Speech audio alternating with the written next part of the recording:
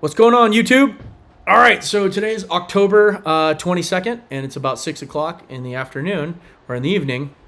Yeah, I just got home from work, and I know I haven't been posting a lot lately. I've actually been up in the Carpinteria area, which is a little town south of Santa Barbara, and I've been doing a lot of back and forth runs to Santa Barbara area, basically, and delivering a lot of rebar. They're building this beautiful house on the beach up there, so I've been up there for a couple of days now, right?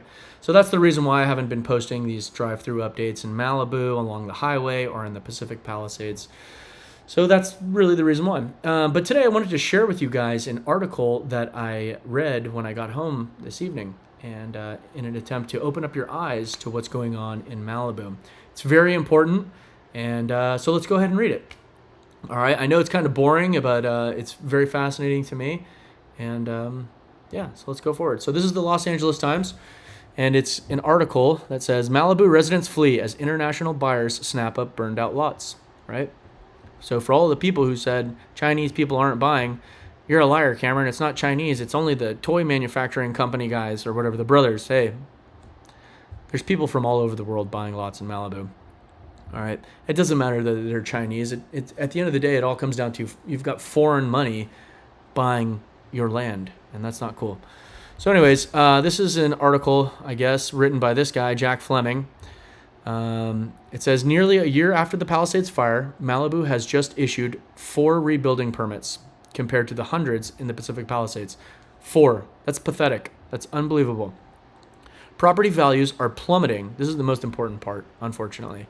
Property values are plummeting as burned out lots sell at 20 to 60% discounts. This is the most unfortunate thing because I don't think anyone can really wrap their head around. You know, if you've ever been to Malibu prior to the fire, you understand that this is a very beautiful place to live. And if you're fortunate enough and or financially wealthy enough to live in Malibu, you're doing something right. It's a spectacular place. It really is. And you just 20 to 60%, that's a huge hit, right? The property values, like nobody could have saw that coming. That means you're potentially losing not just millions of dollars, but potentially tens of millions of dollars, right?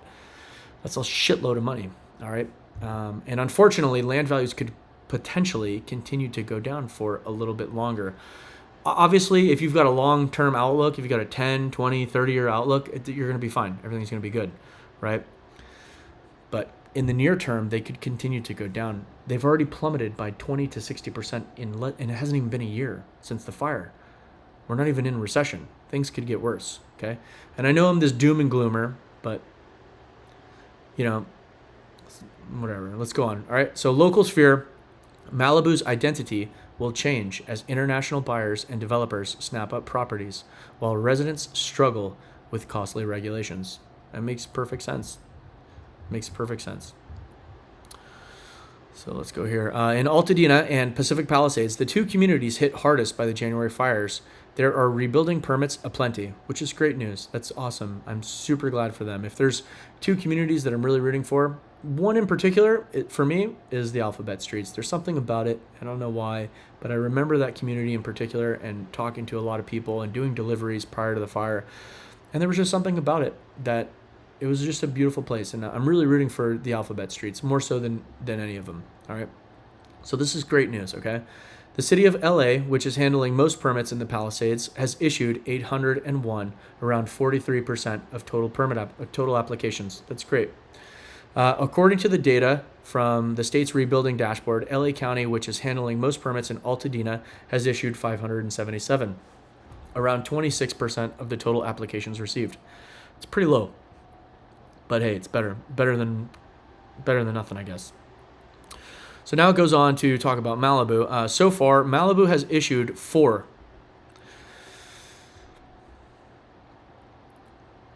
About 2% of the total applications received.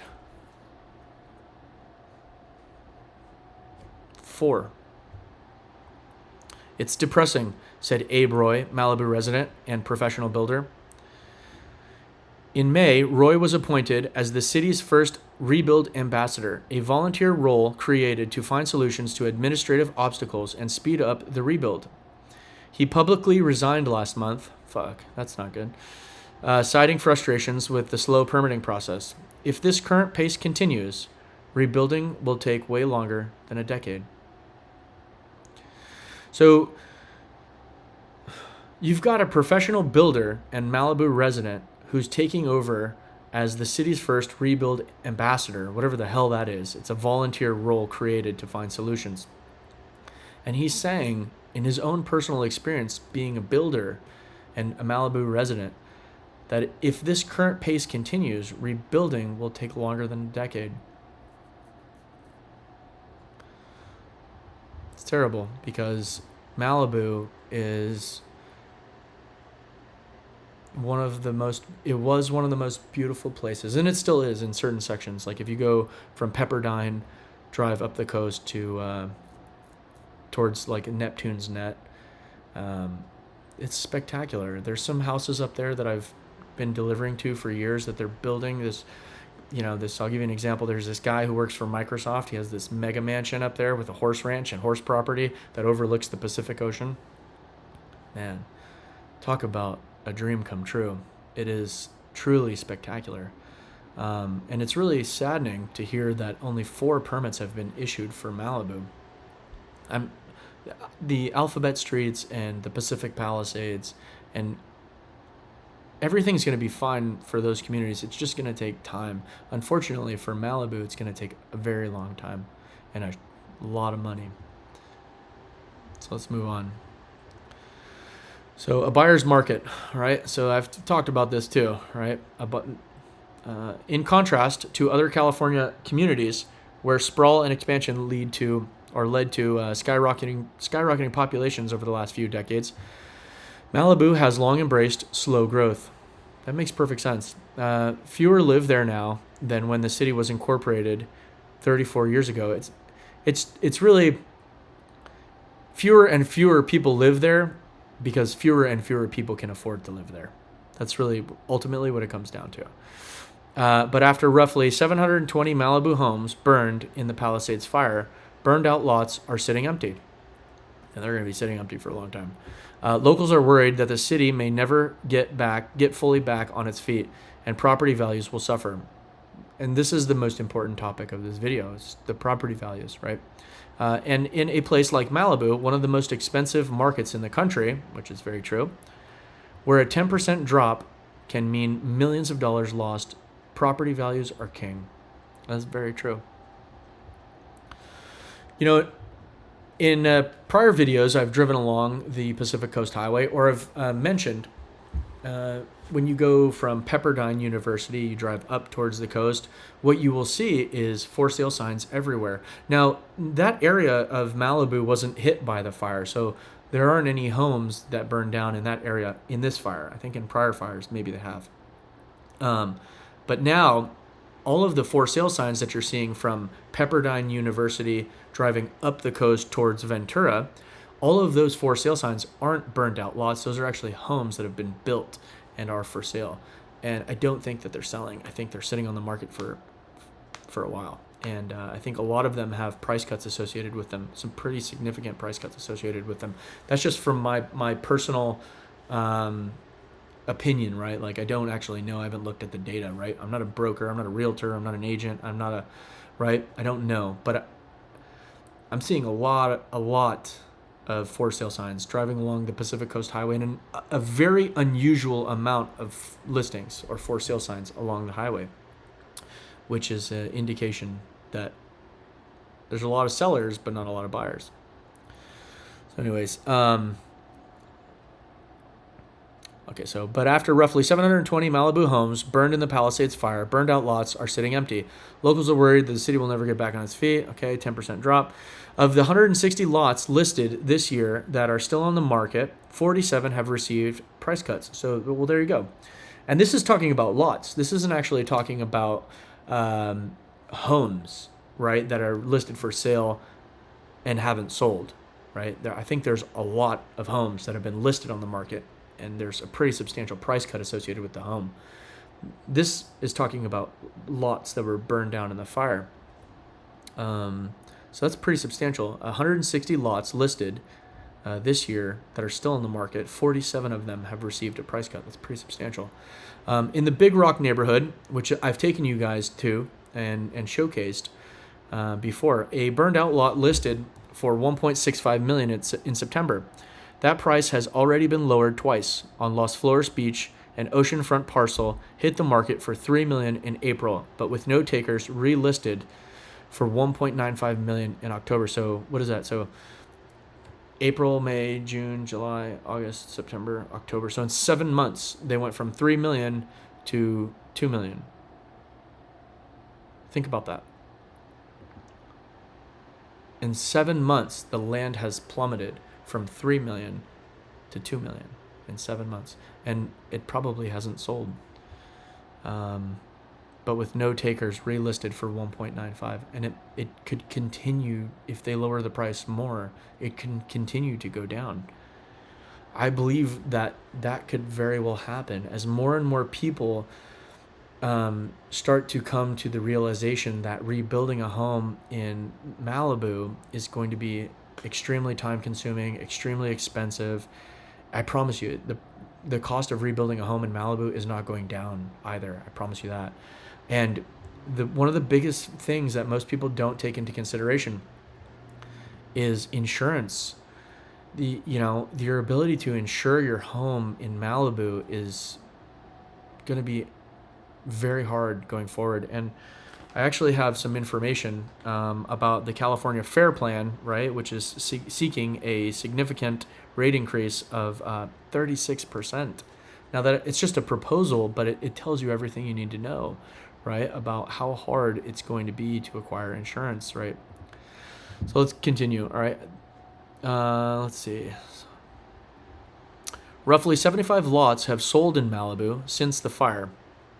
But as more homeowners decide to sell instead of rebuild, sales are slowing down. And the buyer's market is emerging. So I've said this in prior videos. I've said unfortunately, if you're a seller, this isn't what you want. But if you're a buyer or an investor and you've got millions of dollars, allocated in treasuries, right, or in T-bill, your T-bill, if you're the Jeffrey Gunlocks of the world, or the Ted Oakleys, or the Michael Pentos, or the whomever, right? Like, it doesn't matter. You could be an average Joe and you just whatever, it doesn't matter. You could be Cameron and have $100 million in your bank, or $10 million. This could potentially be the opportunity of a lifetime, right? So don't count that out either. Let's see, where are we at? All right, supply is exceeding demand. The lots are selling anywhere between 20 to 60% discount. Roy said, that's a huge free fall. That's for sure. 20 to 60%. Most people would have never fathomed or could ever wrap your head around how land in one of the most desirable communities in all of the world, Malibu, right? This is the actresses and the actors and the movie stars live. The value of the land has plummeted. Roy said the overwhelming majority of residents want to stay and simply, replace the home that they have. But as applications get kicked back for corrections and rebuilding timelines turn from months to years, many are getting discouraged and choosing to sell, which makes perfect sense. Remodeling a kitchen or bathroom is onerous for most people, but building a house from the ground up is almost impossible. Can you wrap your head around what he just said? This is a builder who lives in Malibu, and we're in the United States of America, and this guy is saying, but building a house from the ground up is almost impossible. How could that be? Right? I don't know how long I can be on this treadmill for. Said basically what he said. So here we go. We're talking about a real estate agent right here now. So real estate agent Daniel Milstein is currently listing a 3.25 acre lot on a promontory I think that's how you say it, promontory in Carbon Canyon that once held a Mediterranean mansion formerly owned by record producer David Foster. Before the fire, it was listed for $35 million. After it burned, the lot returned to the market at $16 million.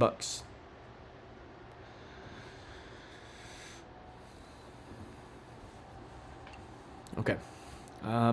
But with the slowing market, Milstein is planning to trim the price down to $12 million. So from Before the fire, so before the house burned down, it was for 35. After the fire, there's no more mansion on it. So he cut the price in half from 35 to 16 million. But with a slowing market, Milstein is planning to trim the price down to $12 million. And unfortunately, it could continue to go lower than that. It really can. I know it's hard to believe. These things take a very long time to play out.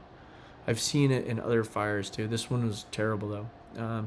The property is worth a lot more, but the nuances of building here and the limited permits issued have led to setback in the market, he said. The value will be higher down the road, but there's a discount for buyers right now. Of course, the value is going to be higher in the future. Of course. But it begs the question, is the value of the land going up or is the value of the dollar going down, right? Like, that's ultimately what it all comes down to. People always say they're not making any more land, and that's so true, but they're making a shitload of dollars. That's the problem. And this is how, when they print trillions of dollars, these are how these massive bubbles become inflated. The government stimulates the economy by lowering interest rates, printing trillions of dollars, and injecting it directly into all of these people's bank accounts, right? And what happens as a result? As everything goes up in value, right? And then a fire comes through and wipes it out. And then the value of everything goes down, right? It's a shame, but it's true. It's just reality. So is the value of the land going to appreciate over a period of time? Of course. That $16 million lot that he's trying to, or $12 million lot that he's trying to sell, in 100 years from now, it's going to be $120 million, right? The problem is really the value of the dollar is going down. So it's going to require more dollars to buy land in Malibu, but the fucking value is not, it's worthless. It's paper. It's going to be Argentina pretty soon after we just bailed them out. It's unbelievable. But, pretty soon the only people who are going to be living in Malibu anyways are going to be the people who don't need insurance and they don't need loans. They just have so much money that they don't know what to do with it. So, and that's ultimately what this is really about. It's about the people who grew up in the Malibu and the Palisades. A lot of them are going to be forced out for financial reasons. And the only people, maybe not so much Altadena, but I think Palisades and Malibu, a lot of people who grew up there in the 50s, 60s, and 70s, a lot of those people are going to be forced out for financial reasons. And insurance alone. You're just not going to be able to get it. And if you can get it, it's going to be so expensive that it's no longer going to be financially viable for you to live there. It's just my personal opinion, though. Okay. Let's see. Milstein added that the buyer pool is limited to people who can afford to park their money for a while. 3 years, 6 years, maybe more. For those hoping to build a house right away, it's not an option. It's 100% right. Malibu is stringent on permits, but that's where the value is, Milstein said. It's exclusive, and he's 100% right. So it's almost like this is almost a bit self-inflicted, in my opinion, right? Like, they've made the community so exclusive that it's extremely hard to build in these areas, which only really allows for certain people to live there, right? But that's what they want. They don't want. There's probably people on the Coastal Commission and probably politicians who are creating these very strict and stringent laws to prevent building for this exact reason, because they have a vested interest, or they have people who they know. They're writing, I'm going to write you a $5 million check. You make it impossible to build a goddamn house on the beach in Malibu. I need my value to go up, and I don't want to live in fucking Van Nuys or Pacoima. That's why, okay? So here we go. Permit trouble. The choice of whether to sell or stay has been well documented over the last year, with homeowners in Altadena and Pacific Palisades speaking out about their decision-making process. But Malibu locals, permitless and facing rebuilding timelines significantly longer than their fellow rebuilding communities, are a bit more circumspect, or I don't know. I'm sorry. It's getting late. I'm tired. Circumspect. All right. The Times reached out over a dozen homeowners with lots on the market, but none wanted to publicly participate in the story, which is another thing. Like, I haven't been able to talk with people either. Like, people are very scared, they think that I'm trying to exploit the situation, and that's a fair point, right? One homeowner who requested anonymity for fear of retribution from his neighbors, there you go, right? Or the city, called the past few months a nightmare. It's so funny. These people in Malibu and the Palisades, they're so afraid to tell the truth. And the truth is, everything's not great. And the people running the city and the people running the state are failing miserably. But they don't have the nuts to say it because they're afraid of what their neighbor is going to think about them. What a shame. That's pathetic. That's sad. Could you imagine being afraid of voicing your own opinion? I find myself doing that too, but then, which is such a shame. Why should I care about that? Why should I care about what you believe? Or, like, you're entitled to your own thoughts and opinions as well. As long as I'm not trying to hurt anyone or put people down, then you're allowed to say whatever you want. But it just goes to show, man. I have friends a few miles east in the Pacific Palisades who are starting to build already. I submitted my applications in the spring, the same time as them, but it still hasn't gotten approved, said the homeowner whose Malibu home burned down in January. The homeowner planned to rebuild the same house that was there before, but the application was sent back because the plans didn't comply with FEMA's updated flood elevation standards. So a lot of this is going to be, they're going to pull the climate change card, they're going to pull the coastal commission card, they're going to permitting, and then it's insurance companies are going to do this too. Like, that's all it is. The insurance companies have this new strategy. I forget what it's called. It's a new rate setting model, the sustainable insurance strategy, right? It's just unbelievable. It's going to be so challenging for these people going forward. And unfortunately, it's going to force many people to sell their lots, and it's going to force more downward pressure on the lots themselves, right? So for all of the realtors out there who said it doesn't matter, you're wrong. And land values don't go down. You're wrong. They do. Every once in a while, they do. It's very rare, but it does happen. So let's see. Here in this little area, Adam Carolla is mentioned. I love that guy. It's a snag that several have run into over the past years. One local whose house survived smoke damage told Fox 11 that he may be forced to demolish the property in order to comply with the heightened elevation standards. Comedian and podcaster Adam Carolla has emerged as a face of the frustration building in Malibu, vlogging about the bleak state of the city. He claims that Malibu is emphasizing the wrong things in its requirements for rebuilding. Carolla visited a construction site on the beach that was installing 30 caissons 6 stories deep into the ground. Between the caissons, the seawall and retaining wall, the crew estimated it would cost $2 million, and that's a low number. That's a low ball number too. Most of the times, the crews don't actually know. You need to talk to the foreman, the guy on, like the dude drilling the hole doesn't actually know. You need to talk to the homeboy who's running the show. That's my guy. That's my dog. All right, that's where I come in, because that's the guy that I talk to. And every situation is going to be very dependent, right? Like in that situation, he could be telling the truth. He could say that they're putting in 30 caissons and it's going to cost $2 million, right? And each individual caissons go 60 feet deep, but that every situation is going to be a little bit different, right? Like the foundation is going to be different, the amount of silt versus sand, and how deep you have to drill before you hit bedrock. Every situation is different. Like there's another property that I've showcased many times to you guys. They go 90 feet deep caissons, and they're probably bigger caissons, not these tiny little ones. They're big ass caissons. 90 feet towards the street, 110 feet in the ocean, and that just could be because of the I guess I don't know what the right word is. Maybe geology, right? Or like the amount of sediment that's in. How deep do you have to go? It's all dependent, right?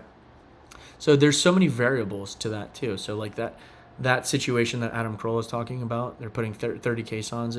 They could be only 60 feet to bedrock or whatever it is, right? Like I don't know, but I'll tell you for sure it's gonna be more than $2 million, right? Like that's like the estimate. It's probably gonna be more than that, and in the future, it's definitely gonna be more.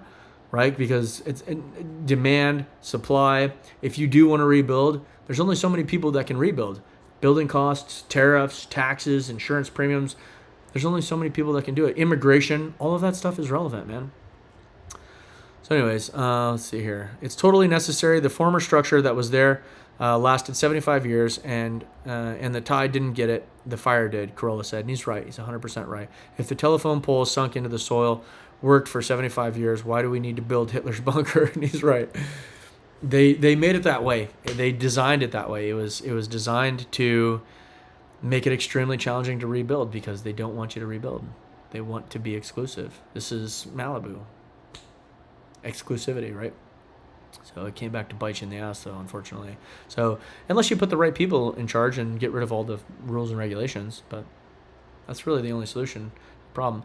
So anyways, I just wanted to share with you guys that little clip, and this is actually getting kind of long. It's like a 25-minute video now, and I'm getting kind of tired, but I wanted to put out some content for you guys and share with you guys that, all right?